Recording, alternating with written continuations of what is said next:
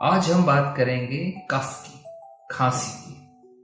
खांसी या कफ एक बहुत जरूरी रिस्पॉन्स है आपके गले और सांस की नली को साफ रखने के लिए। इसमें दो प्रकार के कफ होते हैं, एक ड्राई और एक जिसमें के बलगम आता है। बलगम को हम स्पूटम या म्यूकस भी कहते हैं। ये बलगम या म्यूकस आपकी सारी सांस की नली के इर्द गिर्द नॉर्मली होता है और इसका एक बहुत जरूरी कारण है क्योंकि ये म्यूकस आपकी सांस के साथ अंदर जाने वाली धूल या डस्ट पार्टिकल्स को रोक लेता है आपके लंग्स तक, आपके फेफड़ों तक पहुंचने से पहले ही, और फिर खांसी के द्वारा आप बलगम के साथ इन डस्ट पार्टिकल्स को बाहर निकाल देते हैं। तो इसीलिए कफ एक जरूरी रिस्पॉन्स है, लेकिन बहुत ज्यादा कफ होना बीमारी का अंदेशा हो सकता है। कफ के बहुत से कारण हैं, जैसे कि सबसे कॉमन कारण है एलर्जी। दूसरा कारण कोल्ड, फ्लू, साइनसाइटिस, साइनस का इंफेक्शन, निमोनिया, अस्थमा, जिनको क्रोनिक सीओपीडी है, जो स्मोक करते हैं, धुएं में काम करते हैं। कुछ दवाइयों से कफ होता है, एस इनहिबिटर्स कहते हैं इसे, ठीक है। कभी कभी जीईआरडी, गैस्ट्रोइसोफेजियल रिफ्लक्स डिजीज से कफ होता है, फेफड़ों की बीमारी से कफ होता है, निमोनिया से, ट्यूबरकुलोसिस से, लंग्स की बीमारी के, कोई हर लंग्स की बीमारी में कफ हो सकता है। अब अगर आपको कफ है तो आप क्या कर सकते हैं? अगर आपको कफ है तो सबसे जरूरी है इन कुछ बातों को आप फॉलो करें। अगर डॉक्टर ने आपको कोई दवा दी है तो वह दवा टाइम से खाइए, और आप स्टीम इनहेलेशन, वेपर इनहेलेशन लीजिए। भाप लेने से आपकी जो म्यूकस है वो सॉफ्ट हो जाएगी और जो गला है, सूखा हुआ गले को सूदिंग आराम मिलता है। इससे आपको काफी राहत मिलेगी। और पानी आप बहुत ज्यादा पीजिए। पानी ज्यादा पीने से म्यूकस या बलगम जो है वो सॉफ्ट हो जाएगी। सॉफ्ट बलगम को आप आसानी से कफ करके बाहर निकाल सकते हैं। सोच के देखिए, अगर बलगम गाढ़ी होती है तो आपको निकालने में परेशानी होगी और ज्यादा कफ आएगा। इसके अलावा आप डॉक्टर के द्वारा प्रिस्क्राइब किया गया म्यूकोलिटिक्स या डीकंजेस्टेंट्स दवाएं ले सकते हैं लिमिटेड पीरियड के लिए। धूल, मिट्टी, स्मोकिंग से आप दूर रहिए। अगर आपको सीजनल कफ है, जैसे कि जो हर ठंड के मौसम में आ जाता है, गर्मियों में ठीक हो जाता है, तो ठंड के मौसम में, सीजन में आप घर के अंदर या इंडोर्स ही रहें, घर में या ऑफिस में। ज्यादातर बाहर घूमने से परहेज करें। घर के अंदर या ऑफिस में जब हैं तो खिड़की दरवाजे बंद रखें।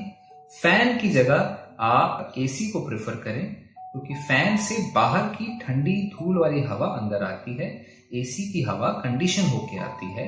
एसी का टेम्परेचर आप सेट कर सकते हैं डिपेंडिंग अपॉन कि आपको गर्म चाहिए, ठंडा चाहिए। इसके अलावा सीजनल कफ में अगर आप बाहर से घर के अंदर आ रहे हैं तो नहा धो के कपड़े बदलने में भी काफी राहत मिलती है, क्योंकि एलर्जेंस जो होते हैं, एलर्जी जिस चीजों से होती है, वो आपके कपड़ों में भी रह के घर में आ सकती है। अब कुछ ऐसी बातें हैं जिनमें आपको कफ के साथ तुरंत डॉक्टर को दिखाना चाहिए या इमरजेंसी जाने की जरूरत पड़ सकती है। जैसे कि अगर आपको कफ के साथ, खांसी के साथ बुखार है या सांस में दिक्कत हो रही है। इसके अलावा अगर आपके चेहरे पे सूजन है, शरीर में दाने आ रहे हैं लाल रंग के, या फिर निगलने में आपको दिक्कत हो रही है, तो तुरंत हॉस्पिटल जाइए। अगर 14 दिन से ज्यादा का आपको कफ है तो भी आप डॉक्टर को दिखाएं। अगर कफ के साथ आपके गले में स्ट्राइडर यानी आवाज बदल रही है तो भी आप डॉक्टर को दिखाएं। या फिर अगर आपके बलगम का रंग पीला या हरे रंग का हो रहा है और उसमें से दुर्गंध आ रही है, तो ये आप डॉक्टर को दिखाएं।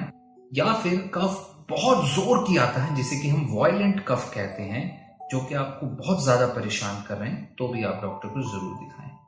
इसके अलावा कफ दिल की बीमारी की वजह से भी होता है, जिसमें कि अगर दिल का फंक्शन कम हो जाए तो बैक प्रेशर से फेफड़ों में पानी भर सकता है, उसकी वजह से भी कफ हो सकता है। लेकिन इस कफ में आपकी कुछ बातें हैं, जैसे कि इसके कफ के साथ साथ आपके पैरों में सूजन आएगी, दोनों पैरों में, और जब आप लेटेंगे, लेटने पे कफ बढ़ जाएगा, या रात को सोते हुए अचानक सांस फूल के कफ आ सकता है।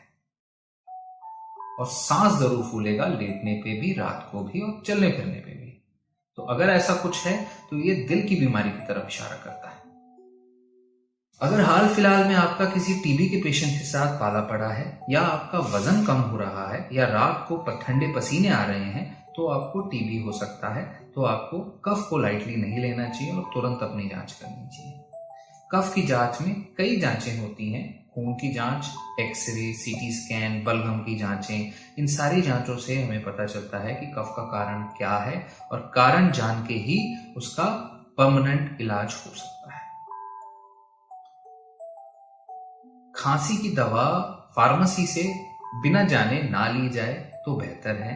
खांसी की दवाओं से साइड इफेक्ट्स भी हो सकते हैं, इसलिए कोशिश करें कि डॉक्टर से बात जरूर करें कोई भी दवा लेने से पहले। अगर आपको वीडियो पसंद आया हो तो वीडियो को लाइक और सब्सक्राइब करिए, और सबको ये वीडियो शेयर जरूर करिए। YouTube पे हमारे चैनल को सब्सक्राइब करना ना भूलिए। हमारा चैनल है doctor education, P2R2M, problems to reason to manage.